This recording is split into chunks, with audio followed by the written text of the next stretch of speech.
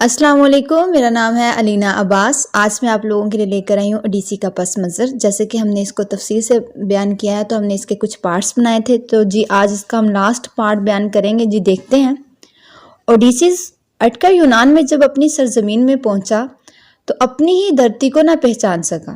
اس نے گڈریے کو دیکھا اور اس سے سلام دعا کے بعد پوچھا، یہ کون سی سرزمین ہے؟ اس ملک کا نام کیا ہے؟ تو اس کے جواب میں گڈریے نے اسے بتایا کہ اس زمین کا نام اٹکا یونان ہے۔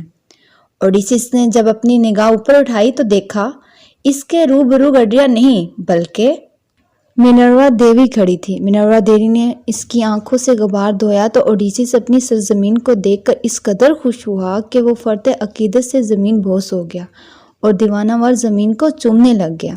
مینروا دیوی نے ایسے تمام حالات و واقعات بتائے جو کہ اس کی عدم موجودگی میں پیش آ چکے تھے۔ وہ ان حالات و واقعات کو سن کر غم سے بری طرح نڈال ہو گیا۔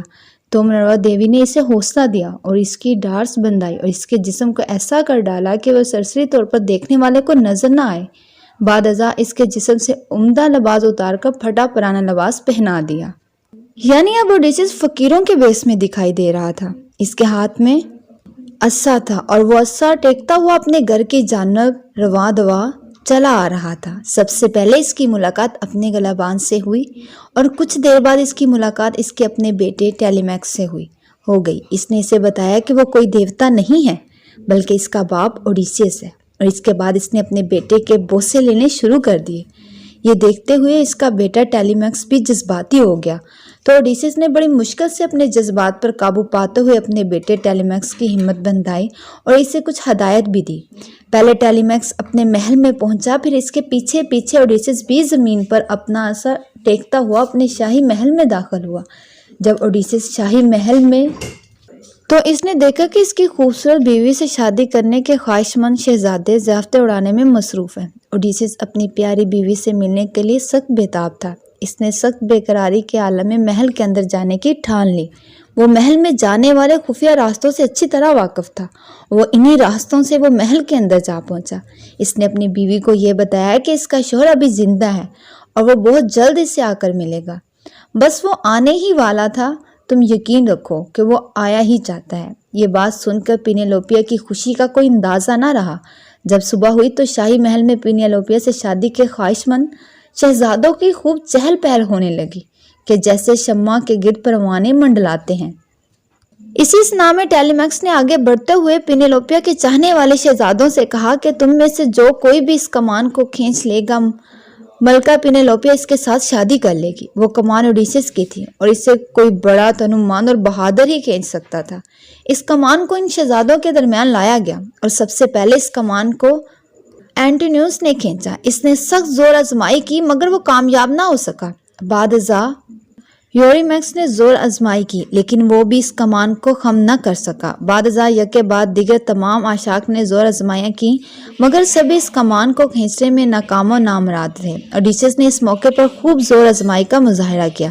اس نے محل کے تمام دروازے مقفول کرا دیے تھے۔ اس نے ایک تیر اٹھا کر کمان میں رکھا اور نشانہ تاکتے ہوئے اس قدر زور سے مارا کہ وہ تیر اینٹینیوس کے حلق کے آر پار ہو گیا۔ اوڈیسیس کے اینٹینیوس کو نشانہ بنانے کے بعد سبھی شہزادے اپنے ہتھیار اٹھا کر اوڈیسیس پر جھپٹنا ہی چاہتے تھے کہ ان تمام شہزادوں کو موقع پر اس وقت مینروا دیوی نے آنکھوں کی بینائی سے محروم کر ڈالا اور سب کے سب اندھے ہو گئے۔ اوڈیسیس کا وہ کچھ بھی نہ بگاڑ سکے۔ اس طرح اوڈیسیس کو ان شہزادوں سے لڑے بغیر ہی فتح و کامرانی حاصل ہوگی۔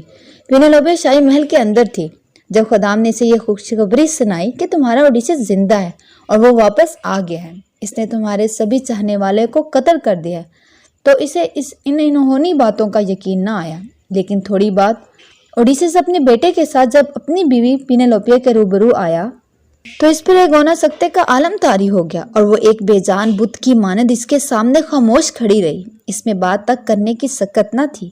اس کا بیٹا ٹیلیمیکس آگے بڑھا اور اس نے اپنی ماں کو اس موقع پر صد مہری کا رویہ اختیار کرنے پر سست کہتے ہوئے سخت تنبیہ کی۔ اس پر پینیلوپیا دیوانہ وار آگے بڑھی اور اوڈیسیس کے گلے سے چمٹ گئی۔ ہومر نے اپنے اس عظیم رزمے میں جو کردار پیش کیے ہیں ان میں اکثر مثالی کرداروں کی ہیں۔ مثال کے طور پر جو مردانہ کردار ہیں وہ سب کے سب بہادر اور سرما جتنے نسوانی کردار وہ سب کے سب خوبصورت ہیں۔ یعنی ہومر کے سبھی کردار انسانی صفات کے حامل ہیں۔ ان انسانوں کے احساسات اور خیالات جیسے بھی تھے، جس طرح کے بھی تھے، آج کے انسانوں کے خیالات اور احساسات بھی ویسے ہیں۔ اس سے ثابت ہوتا ہے کہ ہومر کے کرداروں میں آفاقی سچائیاں موجود ہیں، جو کہ آج کے زمانے کے انسانوں میں خال خال ہی دکھائی دیتی ہیں۔ تاہم پھر بھی اس دور کی وہ خوبیاں اور خامیاں آج کے جدید اور ترقی یافتہ دور کے انسانوں میں کسی نہ کسی حد تک پائی جاتی ہیں، جو کہ ہومر کے دور میں پائی جاتی تھی۔ اس دور کے انسان بھی آج کے انسان کی طرح یہ سوچنے کی صلاحیت رکھتے تھے کہ کل کیا ہوگا۔ مطلب یہ کہ انسانی خیالات میں ازل سے ابد تک یکسانیت ہے اور رہے گی۔ انسان آج بھی محبت کرتا ہے اور گزشتہ کل بھی کرتا ہے۔ یہ غیظ و غضب میں کل بھی آتا ہے اور آج بھی آتا ہے اور آتا رہے گا۔ یہ کل بھی روتا ہے، روٹتا ہے، مناتا ہے، ہنستا ہے، اور آج بھی ہنستا، روتا، روٹتا اور مناتا ہے۔ آج کا انسان ہی ابھی تک یہ نہیں جان سکا کہ کل کیا ہوگا، اور کل کے انسان کو بھی یہی نہ جاننے کا اعتراف تھا۔ عظیم نظمی اوڈیسی کے مطالعے سے بظاہر یہی تاثر ابھرتا ہوا دکھائی دیتا ہے کہ جیسے ہومر جنگ پسند واقعہ ہوا ہو، لیکن اس عظیم نظمیے کا بغور مطالعہ کیا جائے تو پتہ چلتا ہے کہ ہومر جنگ پسند واقعہ نہیں ہوا، اگرچہ اس کے اس عظیم نظمیے سے جنگ سے نفرت کا تاثر ابھرتا بھی دکھائی نہیں دیتا، تاہم اس سے اس کی محبت یا وابستگی پر بھی محلول نہیں کیا جا سکتا۔ اوڈیسیس میں اصل میں اس نے جنگ کو ایک آلے کے طور پر استعمال کیا اور فطرت کی بھرپور عکاسی کی ہے، اور یہ ثابت کرنے کی کوشش کی ہے کہ انسان انتہائی طاقتور ہونے کے باوجود بھی بہت کمزور اور لاچار ہے، لیکن وہ اپنی اس کمزوری اور لاچاری کے ہوتے ہوئے بھی دیوتاؤں سے نوردہ زماں ہونے کی صلاحیت رکھتا ہے اور شدید جذبوں کا حامل ہے۔ یہی ہے وہ تمام خصوصیات کہ جو ہومر کے عظیم نظمیے میں پائی جاتی ہیں، اور اوڈیسیس کو کلاسک کا درجہ دلانے میں ان تمام خصوصیت کا زبردست ہاتھ ہے۔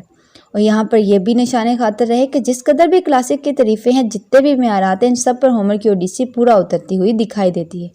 اس لیے اوڈیسیس کے عالم ادب پر گہرے اثرات دکھائی دے رہے ہیں، اور ان ہمہ گیر اثرات کا ہی نتیجہ ہے کہ اوڈیسیس کو دنیا کا عظیم کلاسک تسلیم کیا جاتا ہے۔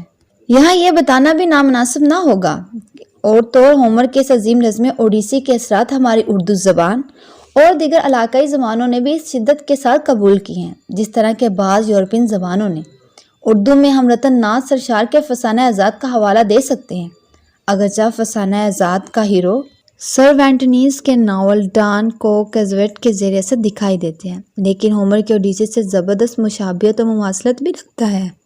ہماری اردو زبان کی بہت سی پرانی داستانوں میں گھر کی جادوگرنی اور ایک آنکھ والے دیو سے بہت سے ملتے جلتے کردار پائے جاتے ہیں، اور اسی طرح سفر کو وسیلہ ظفر قرار دیتے ہوئے کسی نیک مقصد کے حصول کے لیے صبر و ہمت سے کام لینا اور ایتھنی دیوی کی مانند ممدوع و معاون کردار بھی کثرت سے ملتے ہیں، جنہیں ہم براہ راست ہومر کے اثرات کا نتیجہ نہیں تو دوسری زبانوں میں خاص کر فارسی اور عربی زبانوں کی معرفت ہومر کے ایسے کرداروں اور ان کی خصوصیات کے اثرات کا نتیجہ ضرور کہہ سکتے ہیں، جو کہ اردو ادب پر مرتب ہوئے ہیں۔